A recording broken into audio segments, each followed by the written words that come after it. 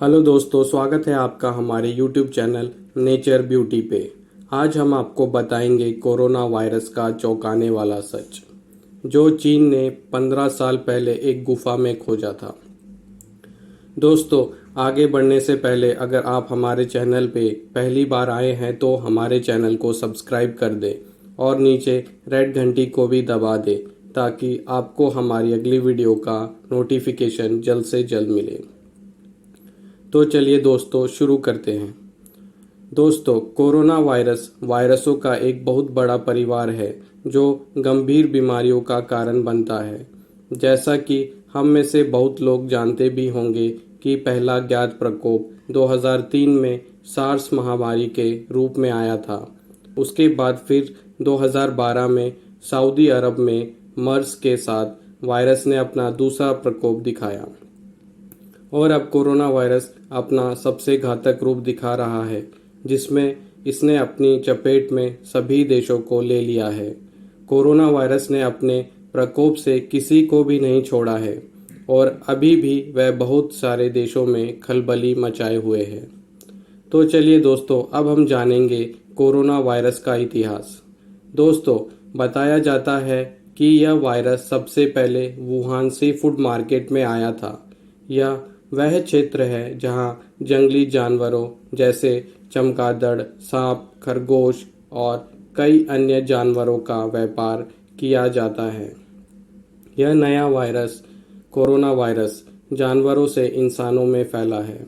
इसलिए ऐसा माना जाता है कि यह पहली बार है जब लोग इस वायरस से संक्रमित हुए हैं और इस वायरस ने मुख्य रूप से उस समय समुद्री भोजन के बाजार के स्टॉल धारकों को प्रभावित किया।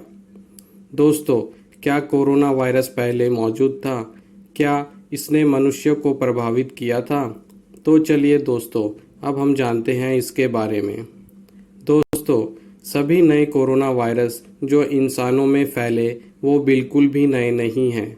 दोस्तों, इसकी शुरुआत 1965 में ही हो गई थी, जब दो वैज्ञानिकों टायरेल और बायनो ने पाया कि वह B814 नाम का एक वायरस जो मनुष्यों के भ्रूणीय श्वसनीय अंग में रहता है और इस वायरस की वजह से मनुष्य में एक सामान्य सर्दी का प्रकोप होता है।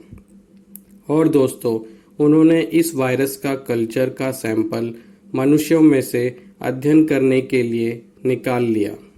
फिर दोस्तों, वैज्ञानिकों ने इस वायरस को कई मनुष्यों में से निकाला जो अलग अलग संस्कृतियों में रहते थे और उन्होंने यह पाया कि कुछ लोगों में इस वायरस की वजह से सर्दी जुकाम के लक्षण दिखाई दिए। हालांकि टायरेल और बायोनो टिश्यू कल्चर में एजेंट को विकसित करने में असफल रहे। दोस्तों, जैसा कि आप जानते हो, ऐसी रिसर्च हर जगह कोई ना कोई कर रहा होता है। तभी दोस्तों, दो साइंटिस्ट हैम्ब्रे एंड प्रोकोनाओ ने इस कोरोना वायरस के टिश्यू का कल्चर बनाने में सफलता प्राप्त कर ली। दोनों वायरस B814 और हैम्ब्रे वायरस 229E ईथर के प्रति संवेदनशील थे, इसलिए उन्हें संक्रामकता से फैलने के लिए लिपिड से युक्त एक लेप की आवश्यकता होती है। लेकिन दोनों वायरस किसी भी ज्ञात माइक्रोवायरस और पैरामाइक्रोवायरस से संबंधित नहीं थे। दोस्तों, 1960 के दशक के अंत के दौरान टायरेल ने मानव और पशु वायरस के साथ काम करने के लिए वायरोलॉजिस्ट की एक समूह का नेतृत्व किया। उन्होंने संक्रामक ब्रैकोटाइटिस वायरस, माउस हेपेटाइटिस और सुअर के संक्रामक गैस्ट्रोएंटेराइटिस वायरस का अध्ययन किया। जिस बात ने उन्हें चौंका दिया था वह यह था कि इलेक्ट्रॉन माइक्रोस्कोप के माध्यम से देखे जाने पर यह सभी वायरस एक समान रूप से प्रदर्शित हुए, जिनके लक्षण एक जैसे ही थे। इस वायरस के नए समूह को कुख्यात रूप से कोरोना वायरस के रूप में जाना जाता है। कोरोना शब्द का प्रयोग सतह पर प्रक्षेपित होने वाले मुक्त की तरह दिखने के लिए किया गया था। बाद में इसे वायरस के एक नए सेट के रूप में स्वीकार किया गया। दोस्तों, अब हम विषाणु विज्ञान के बारे में जानेंगे। दोस्तों, कुछ प्रकार के वायरस बिल्लियों, कुत्तों, बछड़ों, टर्की, मुर्गियों, चूहों, खरगोशों, सूअरों और चूहों सहित विभिन्न जानवरों में बीमारियों का कारण बनते हैं और इसे कोरोना वायरस के रूप में वर्णित किया गया। कई वायरोलॉजिस्ट में जानवरों का अध्ययन शामिल था, लेकिन शोध केवल सांस के समस्याओं के अध्ययन तक ही सीमित नहीं रही। अध्ययन का फोकस व्यापक था। चूहे, बिल्लियों और चूहे जैसे जानवरों के शरीर के अन्य कार्यों के विकारों को स्वीकार किया गया।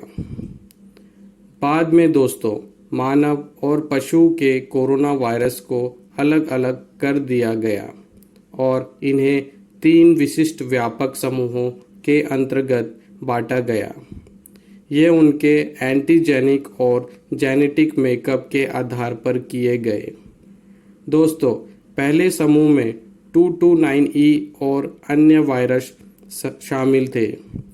दूसरे में OC43 था और फाइनल में एवियन संक्रामक ब्रोंकोटाइटिस वायरस के साथ साथ एवियन से संबंधित अन्य वायरस भी थे। तो चलिए दोस्तों, अब हम जानेंगे गुप्त गुफा का राज।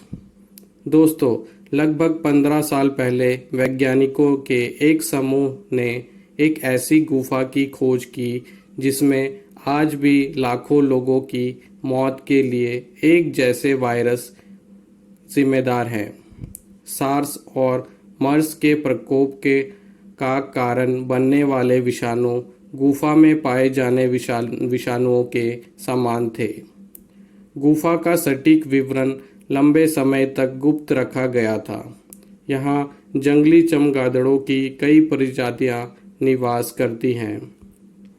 इको हेल्थ अलायंस के अध्यक्ष पीटर दासजग के शब्दों में इन चमगादड़ों में सार्स से संबंधित कोरोना वायरस का समृद्ध जीन पूल पाया गया। हाल ही वैज्ञानिकों ने चीन के यूनान प्रोविंस ऑफ चाइना में मानव कोरोना वायरस जैसा वायरस को पाया। इसके अलावा 3 फरवरी 2020 को किए गए एक अध्ययन से पता चला है कि मनुष्य और चमगादड़ों में कोरोना वायरस का कल्चर 96% एक जैसा था। दोस्तों, इससे यह उम्मीद की जाती है कि चमगादड़ का वायरस इंसानों में आ गया है। आश्चर्यजनक रूप से 2 प्रकार के वायरस का अध्ययन करने वाले शोधकर्ताओं ने 2 वायरस के RDB साइटों के बीच महत्वपूर्ण अंतर पाया है। तब और अब के वैज्ञानिकों द्वारा बताए गए कोरोना वायरस के विविध दृष्टिकोण पर विचार करते हुए यह माना जा सकता है कि चमगादड़ में पाए जाने वाला वायरस सीधे लोगों को संक्रमित करने के लिए जिम्मेदार नहीं है, लेकिन एक मध्यवर्ती मेजबान के माध्यम से यह वायरस व्यापक रूप से और गंभीर रूप से मनुष्यों में फैलता है। तो दोस्तों, जैसे जैसे यह वायरस फैल रहा है वह अपने रूप रंगों को भी बदल रहा है। दोस्तों, इस वायरस से बचने के लिए मास्क का वापर करें और अपने खाने पीने पर बहुत ध्यान दें और अपनी इम्यूनिटी को मजबूत बनाएं। तो दोस्तों, इस वीडियो में हमने जाना कि कोरोना वायरस कहां से और कैसे फैला। तो दोस्तों, आपको यह वीडियो कैसा लगा कमेंट करके बताएं और हमारे चैनल को सब्सक्राइब करें ताकि हम आपके लिए ऐसी जानकारी लाते रहें।